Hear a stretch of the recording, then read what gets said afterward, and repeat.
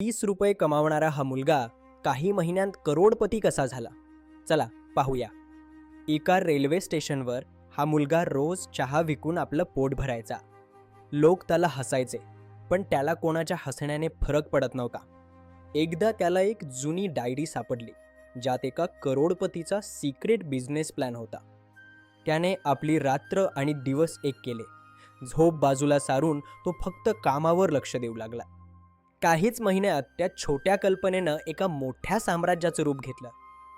ज्यांनी एकेकाळी त्याची थट्टा केली होती, तेच आज त्याच्या गाडीसोबत फोटो काढण्यासाठी रांगेत उभे आहेत.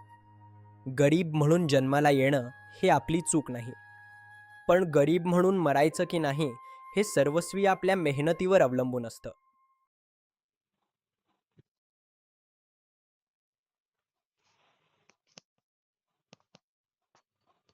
₹20 कमावणारा हा मुलगा काही महिन्यांत करोडपती कसा झाला?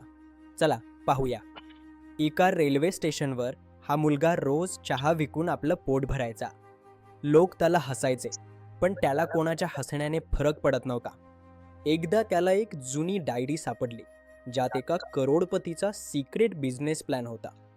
त्याने आपली रात्र आणि दिवस एक केले. झोप बाजूला सारून तो फक्त कामावर लक्ष देऊ लागला. काहीच महिन्यात त्या छोट्या कल्पनेनं एका मोठ्या साम्राज्याचं रूप घेतलं.